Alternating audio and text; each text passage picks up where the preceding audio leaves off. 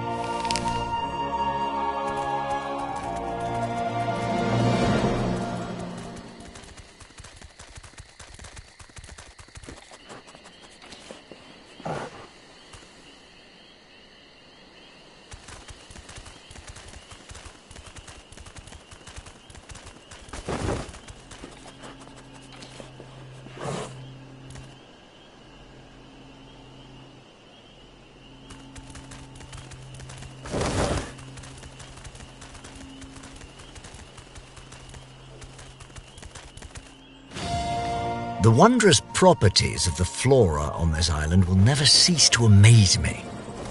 If I'd told my colleagues in London that I could create a concoction capable of erasing someone's memories, I'd be laughed out of the room and never invited to tea again. Yet here it sits, my mind wipe tonic. As usual, I've had tribal leaders grovelling at the gates of Rockwell Manor just for the tiniest of samples, And for the recipe, Utahraptor prime is an incredibly aggressive subspecies of Utahraptor found on the island. It tends to travel in small hunting packs, attacking smaller prey with its sharp teeth and enlarged foreclaws. When hunting in packs, the pack leader can vocalize a signal that acts as a battle cry. Be prepared to run or fight if you hear the call of the Utahraptor. The pack will repeat the calls and attack with much greater. Once your fall is complete, stay close to the sanctuaries. Within them, small pockets of life still flourish in an otherwise barren garden. Beyond their spheres of influence, you will find an endless sea of decay, ruled by shadows and death. The first of these sanctuaries is the Great City. Though it is no longer a metropolis, a jungle blooms in its place, and you may find a modicum of shelter within its crumbling walls. The others will be more familiar to you, if only for the towers you'll find at their center. Those are the source of their power, the obelisks. They are not quite the same as the ones you're familiar with, not quite as advanced, but that's to be expected. They're an older model, precursors, or more aptly, prototypes.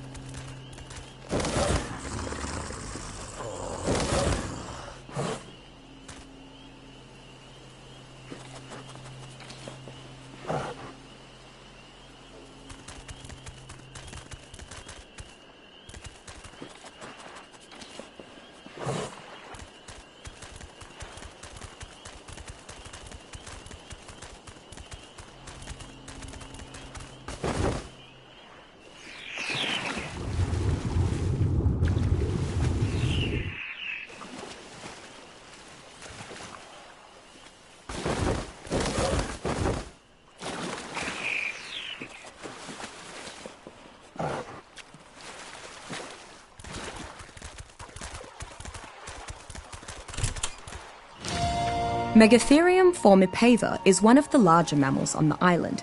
This is most shocking because it is essentially a giant sloth, if you crossbred it with an elephant and a bear. Because of its size and girth, the Megatherium is uncommonly resistant to being knocked unconscious. Despite primarily being a herbivore, a typical Megatherium is very intent on consuming the island's many insects. It is particularly adept at removing their insides without damaging much of the shell, maximizing extraction of chitin. The otherwise slow and peaceful Megatherium becomes faster and aggressive in the presence of these creatures. Megatherium is an incredibly useful creature to tame, so long as you don't intend to fight other tribes. The Eutyrannus sievus is believed to be related to the Tyrannosaurus rex, but it is noticeably different upon first glance. Feathered creatures are not necessarily viewed as dangerous predators in the same light as other theropods. However, the Eutyrannus strikes fear into even the island's most skilled hunters. There are few wild predators that are able to pack hunt alongside the generally hostile Carnotaurus, like the Eutyrannus does, with such ease. It is also the only creature I've seen to consistently induce a state of panic in opponents with its roar. Upon hearing it, most creatures in the area will flee for safety. A domesticated Eutyrannus can be a powerful offensive or defensive addition to war parties. With its mighty roar, it can induce fear in opposing creatures. Meanwhile, Eutyrannus can be trained to develop a confidence-boosting battle cry, which counteracts enemy attempts to induce fear, while also bolstering the resolve of allies, and may even draw wild Carnotaurus to its aid.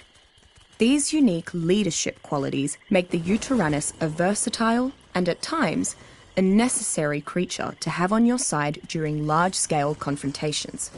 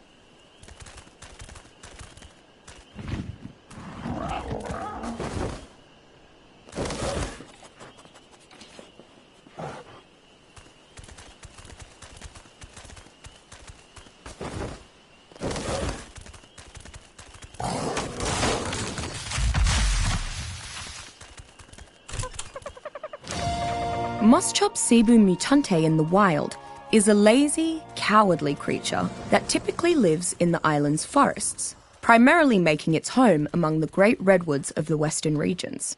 It survives by being extremely flexible in its eating habits and completely averse to fighting. It never starves, since it can eat just about anything. It runs at the slightest provocation, but is still often preyed upon. What makes Moschops particularly interesting is what it can be trained to do with its eating habits. With a versatile palate and tough teeth, Moschops can be tamed for a unique ability. Over time, it can be accurately taught exactly which things to gnaw, increasing the likelihood of harvesting the specific resource it's mastered. Onychonycteris specuncola is one of the few omnivores I've seen on the island. They seem to live primarily off the mushrooms and moss within the caves, but they attack almost any non-insect on sight. They avoid Titanoboa whenever possible, which leads me to believe the snake to be a natural predator of Onychonycteris. While flying in the dark caves would be difficult for any creature, Onychonycteris' ability to use echolocation has allowed it to adapt perfectly.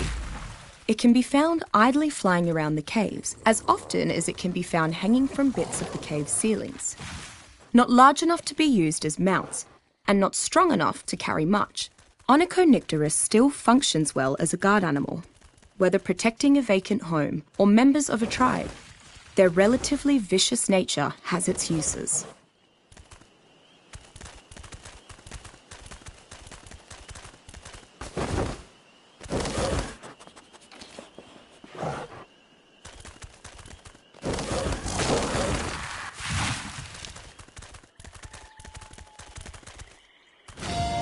After many days of scouring the island upon Archimedes, and many more fruitless conversations with the witless, savage sods that seem to make up most of this island's population, I have finally found the spelunkers I need. A tribe to the northwest called the Iron Brotherhood has apparently found 3 artifacts themselves, and it's clear that said relics share an origin with my own. In exchange for my artifact, the Brotherhood agreed to report any findings to me straight away as they continue their search. What stupendously good fortune! Now I can return to my alchemical studies with renewed vigor, while they crawl through the island's caverns in my stead. Brilliant!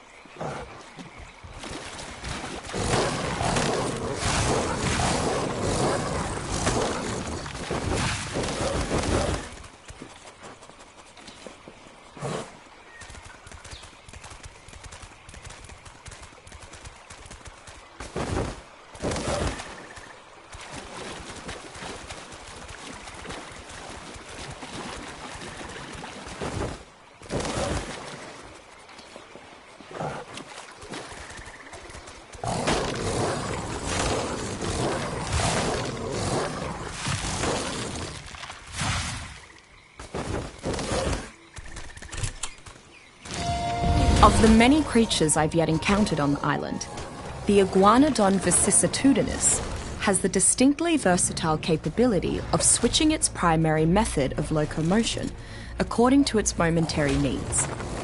Primarily a rather lethargic bipedal herbivore native to the island's many grasslands and forests, in situations where increased speed or maneuverability is called for, it will quickly shift its posture into quadrupedal stance and behave like a very different creature. While bipedal, it can employ rapid stabbing attacks with its distinctive thumb spikes. In quadrupedal stance, conversely, it seems to have an endless supply of stamina, even while sprinting. Interestingly, the iguanodon's thumb spikes also provide it with the capability to pick seeds out of fruits, allowing a farmer to easily convert stacks of fruits into stacks of seed for planting. Combined with its highly effective fruit harvesting and substantial carry weight, the iguanodon's excellent mobility in bipedal stance makes it an ideal field hand that can also pull off a quick getaway. Paraceratherium gigamicus is a massive, long-necked herbivore that inhabits some of the island's grasslands. It resembles a gigantic horse/rhinoceros hybrid, but is over twice the size of either. Paraceratherium is a very peaceful and friendly creature. Barring some surprises yet in store for me, I can safely say that Paraceratherium is among the largest mammals on the island. While its size means that Paraceratherium can provide an incredible amount of food, it also makes it dangerous when hunted. A beast of burden second to the Brontosaurus, Paraceratherium is an excellent worker and is sufficient in size to support a platform saddle upon which structures can be built. It is a naturally friendly animal and is not afraid of humans. However, despite its normally calm demeanour, when it or its owner is provoked by aggression, Paraceratherium Equus magnus appears to be an ancestor of the modern horse. Based on its stripes, it may be the African variant of Equus giganteus, which appeared in North America during the Ice Age, but that is pure conjecture. Its behaviour in the wild is similar to that of other wild members of the Equus genus. It sustains itself by grazing, while keeping safe from predators by living in herds and outrunning its attackers via superior speed and stamina. Horse and man have long been partners in survival, and this remains true on the island. In Equus, survivors will find a trusty steed or pack animal that can carry them swiftly across land. Taming an Equus has proven interesting, requiring carefully approaching the creature in the wild, mounting it, and then carefully soothing over time by feeding it vegetables. In fact, Equus reliability has led some survivors to construct special saddles for them. I even encountered a man who added extra saddle pouches that doubled as mobile crafting stations for chemical supplies, foodstuffs, and other items. Although not as robust as what you might find within a village, this utility helped him live a nomadic, solitary lifestyle. Some survivors employ Equus to herd and wrangle other creatures with a specialised lasso. This tool is sometimes effective for self-defence as well, as Equus is limited in battle on its own, at least compared to aggressive prehistoric carnivores.